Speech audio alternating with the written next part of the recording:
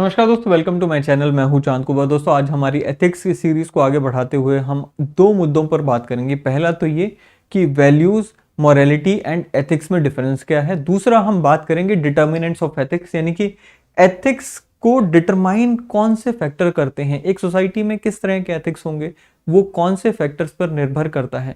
तो ये दोनों टॉपिक्स को पढ़ेंगे। सबसे पहले हम बात कर लेते हैं पहले टॉपिक की, that is what is the difference between values, morality and ethics. देखिए, अगर हम बात करें वैल्यूज की, वैल्यूज हम ऑलरेडी डिफाइन करके आ चुके हैं। हम वैल्यूज को कैसे डिफाइन करते हैं? हमने क्या कहा था कि values are those principles, those abstract principles और those believes which guide our behaviour, which guide our attitude. दूसरा हमने यहां पर बात करनी है मोरालिटी। मोरालिटी को आज हम समझेंगे। एंड तीसरा हम एथिक्स को बात करके आ चुके हैं। एथिक्स के लिए हमने क्या कहा था? एथिक्स के लिए हमने कहा था जी, these are those principles of behaviour which are expected by the society from us. हमारी सोसाइटी हमारे लिए कुछ प्रिंसिपल्स को, कुछ वैल्यूज को निर्धारित करती है और ये चाहती है कि हम उन प्रिंसिपल्स के हिसाब से काम करें। ठीक है।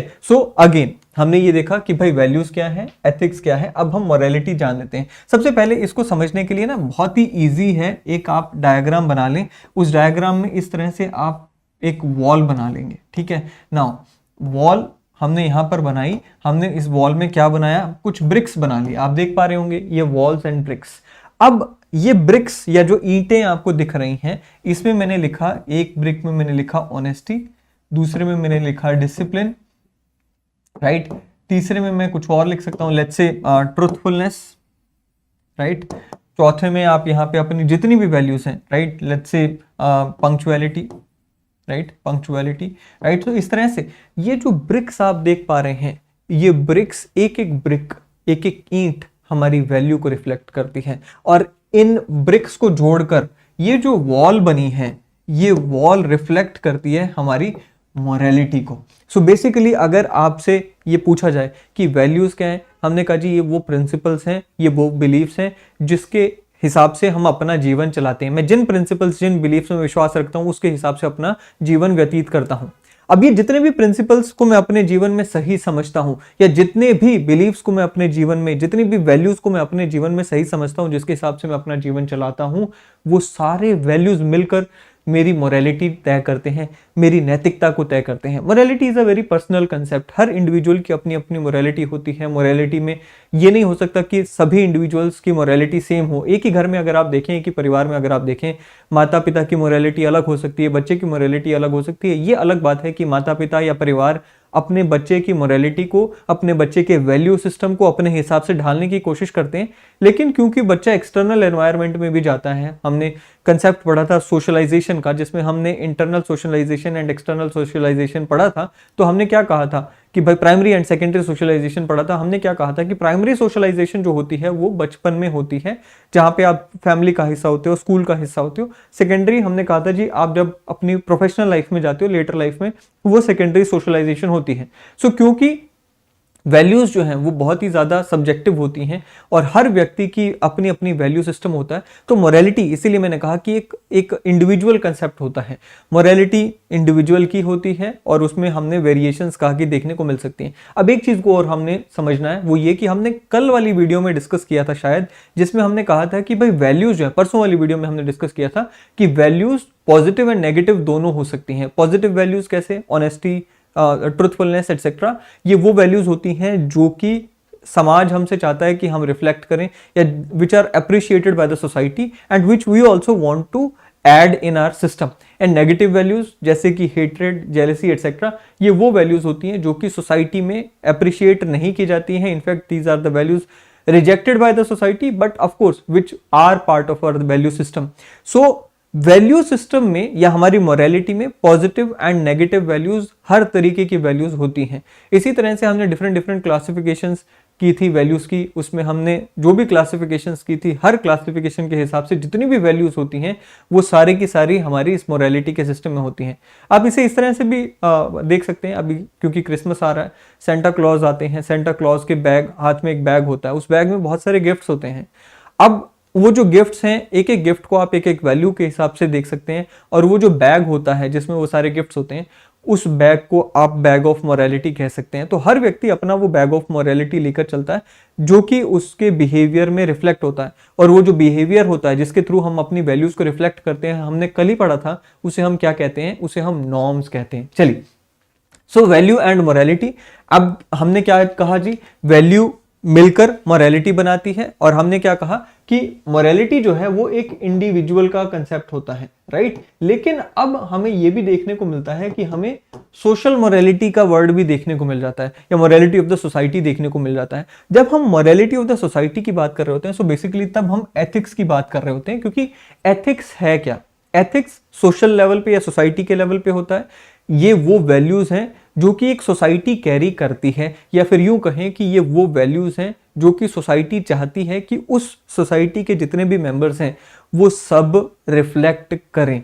एथिक्स को बहुत ज़्यादा डिटेल में मैं अपनी पहली वाली वीडियोस में जाकर बताकर आया हूं, सो आप वहां पर इसको जाकर और डिटेल में समझ सकते हैं। बस यहां पर रिलेशनशिप को समझना है कि वैल्यूज जो होती हैं वो अगेन एक इंडिविजुअल की होती है, राइट।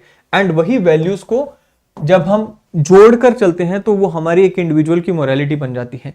अब वैल्यू जब सोसाइटी के कंटेक्स्ट में बात करते हैं तो group of values which society expect us to follow, which society wants the members of society to follow, वो सभी ग्रुप ऑफ वैल्यूज मिलाकर क्या बन जाते हैं, एथिक्स बन जाते हैं। ये इन तीनों में रिलेशन हमें देखने को मिलता है। चलिए, अब हम बात करते हैं हमारे दूसरे टॉपिक की। दूसरा टॉपिक क्या है, दूसरा टॉपिक है जी डिटर्मिनेंट्स ऑफ एथिक्स, यानी कि हमारा जो एथिक्स होते हैं उसको क्या क्या चीजें डिटरमाइन करती हैं, कौन से ऐसे फैक्टर्स हैं जिसके बेसिस पर एक सोसाइटी में एथिक्स का जन्म होता है। फॉर एग्जाम्पल अगर हम बात करें वेस्टर्न सोसाइटी की, अगर हम बात करें इंडियन सोसाइटी की, तो वेस्टर्न सोसाइटी में एंड इंडियन सोसाइटी में बहुत ज़्यादा डिफरेंस हमें कई जगह पर देखने को मिलता है। या अगर हम बात करें हमारे कुछ कोल्ड रीजन्स की, राइट, जैसे कि अंटार्कटिका की बात करें या फिर यूरोप की बात करें, वहाँ पर हमें देखने को मिला कि value of non vegetarianism is very common. India में अगर हम बात करें वो वैल्यू ऑफ वेजिटेरियनिज्म को ज़्यादा तवज्जो दी जाती है, राइट। इसी तरह से अगर हम बात करें और बहुत सारे ऐसे केसेस हमें देखने को मिलते हैं जहाँ पे डिफरेंस आ जाता है, जैसे कि टाइम के साथ डिफरेंस आ जाता है, जैसे स्पेस के साथ डिफरेंस आ जाता है। सो कौन से ऐसे फैक्टर्स हैं बेसिकली जो डिटरमाइन करते हैं कि एक सोसाइटी के एथिक्स कैसे होंगे, वो हम यहाँ पर पढ़ेंगे। सबसे पहले हम वो फैक्टर्स को देख लेते हैं, फिर एक एक करके उनको पढ़ लेंगे। सबसे पहला फैक्टर आ जाता है जी ज्योग्राफी, दूसरा आता है डेमोग्राफिक फैक्टर्स, तीसरा आ जाता है रिलीजियस फैक्टर्स, चौथा आता है पॉलिटिकल फैक्टर्स एंड पांचवा आता है इकोनॉमिक फैक्टर्स। सबसे पहला ज्योग्राफिकल फैक्टर्स। ज्योग्राफिकल फैक्टर्स का मैंने अभी एक उदाहरण लिया कि भाई ऐसे, क्योंकि अब देखिए ज्योग्राफी के बेसिस पे तो हिस्ट्री भी डिफाइन होती है, ज्योग्राफी के बेसिस पे इकोनॉमी भी डिफाइन होती है। जिस देश की जैसी ज्योग्राफी, उस ज्योग्राफी का इम्पैक्ट इकोनॉमी पे भी बहुत बड़ा पड़ता है, हिस्ट्री पे भी पड़ता है, कल्चर पे भी पड़ता है। तो ऑफकोर्स वैल्यूज क्योंकि कल्चर का पार्ट होती है तो उस पर भी जाता है। अब कौन से देश में कैसी ज्योग्राफी है उसके बेसिस पे ही वहाँ का खान पान होगा, उसके बेसिस पे ही वहाँ का लोगों का रहन सहन होगा।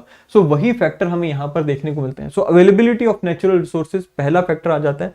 On the basis of availability of natural resources हमें देखने को मिलता है कि value of vegetarianism, value of non vegetarianism को हमें डिफरेंस देखने को मिलता है। मैंने अभी एग्जाम्पल लिया, यूरोप में नॉन वेजिटेरियनिज्म को ज़्यादा तवज्जो है। क्यों? क्योंकि वहाँ पर non vegetarianism according to geography ज़्यादा है एंड फूड वहाँ पे अवेलेबिलिटी ज़्यादा है, वेज फूड की अवेलेबिलिटी उतनी ज़्यादा नहीं है।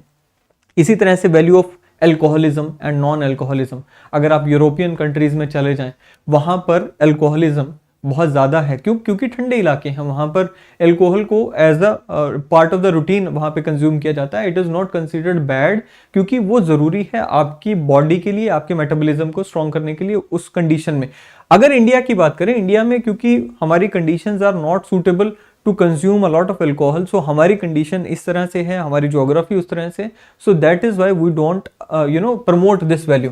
फिर क्लाइमेटोलॉजिकल फैक्टर्स आ जाते हैं, जैसे मैंने अभी आपको कहा कि क्लाइमेट, अगेन एल्कोहल का ही एग्जाम्पल इसमें यूज हो सकता है जहाँ पे, या फिर कपड़ों का एग्जाम्पल हम इसमें यूज कर सकते हैं। लेट्स से अगर हम मिडल ईस्ट की बात करें, मिडल ईस्ट में हमने देखा है कि भाई जो लोग हैं वो अपनी बॉडी को कवर करके रखते हैं, चाहे वो लेडीज़ हों या फिर जेंट्स हों। लेडीज़ बुर्का डालती हैं और बहुत सारे जेंट्स जो हैं वहाँ पर वो अपना एक बहुत बड़ा लॉन्ग कोट डालते हैं, सिर पे भी एक कपड़ा लगा कर रखते हैं जो कि फेस पे भी कवर करके रखते हैं। अब वहाँ के जो क्लाइमेटिकल फैक्टर्स हैं वहाँ पे उसकी वजह से वो प्रभावित होता है।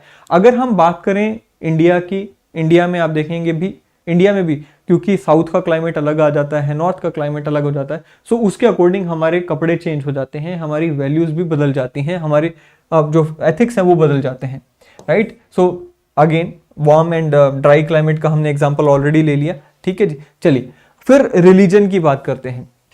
अब देखिए कोई भी रिलीजन जो है ना, देश, किसी भी देश का रिलीजन या किसी भी देश में बना हुआ रिलीजन हो, रिलीजन वर्ल्ड के ही होते हैं बेसिकली, लेकिन कहीं पे भी उसका जन्म हुआ हो, रिलीजन के कुछ इंपॉर्टेंट फैक्टर्स होते हैं या कुछ इंपॉर्टेंट एलिमेंट्स होते हैं, जिसमें सबसे पहले हमें ये समझना चाहिए कि एक रिलीजन में हमें mythology, ethics, ritual and mystical experience यानी कि स्पिरिचुअल एस्पेक्ट देखने को मिलता है। माइथोलॉजी क्या होती है? जो उस रिलीजन के लोगों से या किरदारों से जुड़ी हुई कहानियां होती हैं, उसे हम माइथोलॉजी कह देते हैं। जैसे अगर हम हिंदुइज्म की बात करें, रामायण है, महाभारत है, माइथोलॉजी है। क्रिश्चियनिटी की बात करें या फिर इस्लाम की बात करें, वहां पे भी हमें बहुत सारी स्टोरीज देखने को मिलती हैं। दूसरा आ जाता है रिचुअल्स। अब रिचुअल्स क्या होते हैं? जो हमारे रीति रिवाज होते हैं, जो हमारे अनुष्ठान होते हैं उस धर्म से जुड़े हुए। फिर आता है स्पिरिचुअल एक्सपीरियंस या spiritual aspect of the religion, meditation etcetera. And fourth जो कंटेंट हमें देखने को या एलिमेंट हमें रिलीजन में देखने को मिलता है, वो एथिक्स देखने को मिलता है। हर रिलीजन क्या सही है, क्या गलत है, क्या मॉरल है, क्या इमोरल है, क्या सोसाइटी को फॉलो करना चाहिए, क्या नहीं फॉलो करना चाहिए, ये बताता है, राइट। सो अगर आप यहाँ पे एग्जांपल लें हिंदुइज्म का, बुद्धिज्म का, जैनिज्म का, आपको हर जगह पर इस तरह के प्रिंसिपल्स, एथिकल प्रिंसिपल्स देखने को मिलेंगे। सो अगेन अगर आप बुद्धिज्म की बात करें, पंचशील की वहां पे बात की गई है। शील को, कंडक्ट, एथिकल कंडक्ट को ही शील वर्ड से वहां पर पुकारा गया है। सो पंचशील में no killing, no stealing, no lying, no sexual misconduct, no intoxication, ये बुद्धिज्म के 5 प्रिंसिपल्स हो गए। जैनिज्म में अगर हम बात करें, right knowledge, right belief, right conduct, ये सब आ गया। सो हर रिलीजन के अपने अपने प्रिंसिपल्स होते हैं, एथिकल प्रिंसिपल्स होते हैं, जो कि उस रिलीजन के लोगों से एक्सपेक्ट किए जाते हैं। फिर पॉलिटिकल सिस्टम आ जाता है। अब देखिए किस तरह का पॉलिटिकल सिस्टम है, उससे भी सोसाइटी के एथिक्स प्रभावित होते हैं। अगर पॉलिटिकल सिस्टम लिबरल है तो वहां पर क्या होगा? पॉलिटिकल सिस्टम अगर मान लीजिए लिबरल पॉलिटिकल सिस्टम है, जैसे कि डेमोक्रेसी हो गया, तो क्या होगा? उस पॉलिटिकल सिस्टम में लिबर्टी की वैल्यू को तवज्जो दी जाएगी, फ्रीडम को तवज्जो दी जाएगी, राइट। इसी तरह से वहां पर लोगों में freedom of speech and expression हो गया या बाकी सारे हो गया, पार्टिसिपेटिव गवर्नेंस को फ्रीडम तवज्जो दी जाएगी।